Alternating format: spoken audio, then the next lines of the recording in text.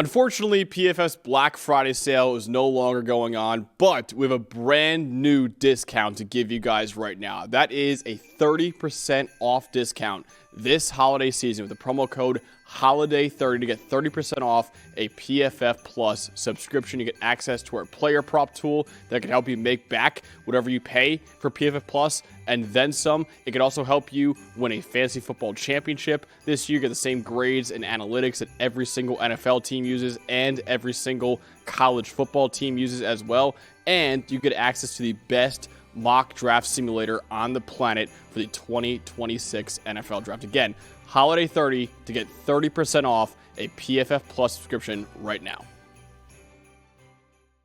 We had number 20 Tulane beating number 24 North Texas 34-21. Tulane's second American title in the last 4 years. Let's go over the highest graded player, starting off with the Tulane Green Wave. Highest graded player, tight end Anthony Miller, 74.7. Jamari McClure, the running back, 71. Reese Baker, the offensive tackle, 70.2. Offensive tackle Derek Graham, 69.1.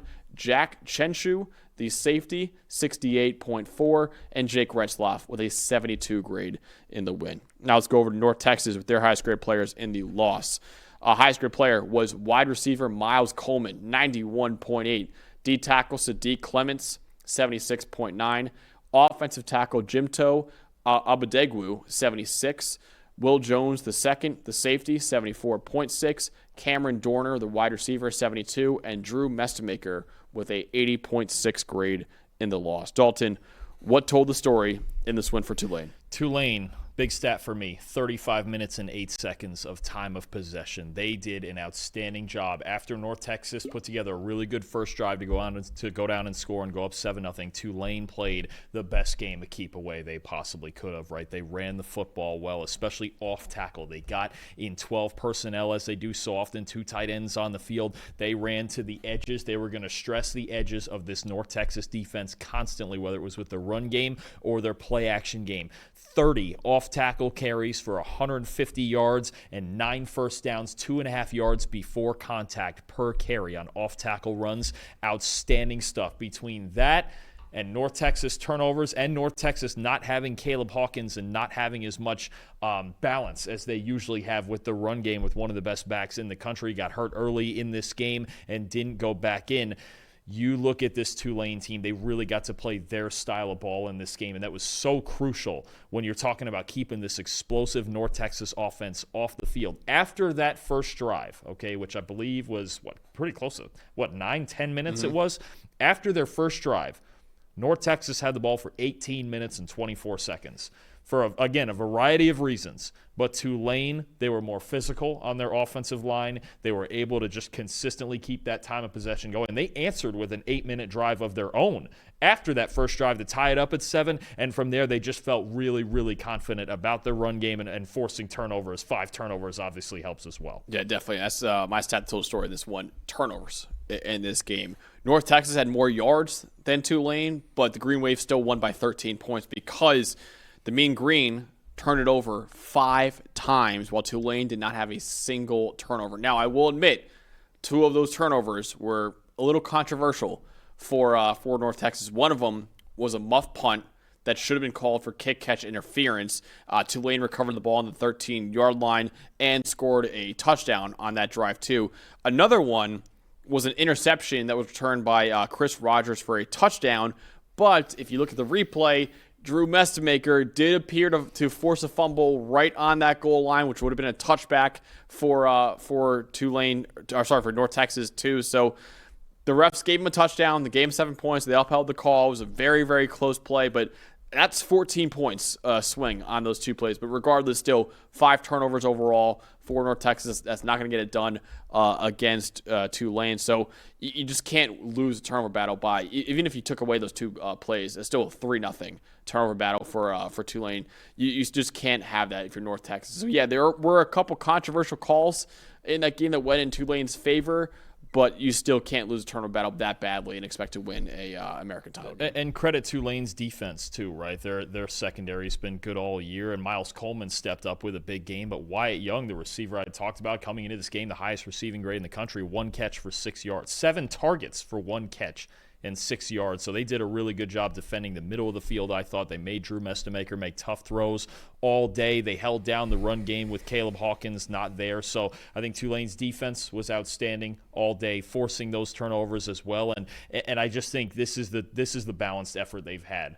John Summerall's had from his team all season. They win in different ways, right? Sometimes it has to be high flying. Sometimes they run the football. Sometimes it's shutting you down on defense, especially in the secondary. So credit to them. They're going to the playoff, and it's well-deserved. I really think so. They've been outstanding all season. Who do you want to shout out in this win for Tulane? I'm going to give it to the quarterback, Jake Retzloff. And I think in the same way that you talked earlier about Gunnar Stockton for Georgia, just whichever game that he's, that however they've needed to win this season, he's been able to just kind of mold his game into that game plan. So this isn't the flashiest stat game. I think it is very similar to the way Stockton played for Georgia against Alabama this week. 13-21, 145 passing yards, 56.5 passing grade isn't great, but it was the one turnover-worthy play in the fourth quarter that also could have really flipped this game upside down.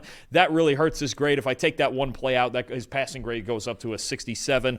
Also 16 carries, 40 yards. How about 9 first downs? So I should say really 7 first downs plus 2 touchdowns for Jake Retzloff on the ground. He's been getting it done on the ground all season. He's really unleashed his legs as he's gotten over here to Tulane and gotten comfortable in the offense. And look, he's led this team to the playoff. There's been other games like the Memphis game where he had to go out there and have his best game of his life throwing the football. This one, it was back to manufacturing offense. So to me, when you talk about the leader of this football team, no matter how they have to play in any given week, he's been getting it done all season. Yeah, I want to shout out his coach, John Summerall, who took over for Willie Fritz, who of course left the program for Houston, and he has kept the program rolling even without Willie Fritz there. 20-7 record right now over his last 2 years, his first 2 years, I really should say, at Tulane. Only the 5th time ever that the Green Wave have won 11 games in a year. They will be in the playoff, their first playoff in school history. They held a very explosive North Texas offense to only 21 points with 5 turnovers, too. You brought in your guy right there, Dalton, Jake Retzloff. You brought him in like June, and he turned out to be a great quarterback for you. So it was a weird situation for Tulane bringing in Retzloff in June with about 6 weeks left until week 1 of college football. Had to learn a brand new playbook, and he did it very quickly too. So credit to him and credit to John Summerall for having the wits to bring in a guy like Jake Retzloff, who honestly led them to the playoff this year. Yes, John Summerall is off to Florida after this year is over, but we have at least one more game of John Summerall at Tulane. So great job by him all year. He led the Green Wave to the playoff, and for how good of a job he's done over the last 2 years at Tulane. Honestly, he was outstanding at Troy before this too. Because of how good he has been in his career, he is getting a major opportunity next year by taking over that Florida job. I mean, what a job he's done leading this team. And through, again, such a tough conference, right? They had to win some tough games this year. The Memphis game, they beat 2 Power 4 teams in Duke and Northwestern, the first 2 games of the season. This North Texas team is really good, and they held them to 21 points. I mean, just great stuff. And the interesting part is one of their 2 losses was to Ole Miss out there on the road. And if right now we're looking at Tulane getting the 11 and Ole Miss staying where they are at the 6, they're going to get a shot at a rematch here to see if they can't play a little bit better. That game, I believe it was 45-10. They lost that game. So Summerall's going to get a rematch. And you know what?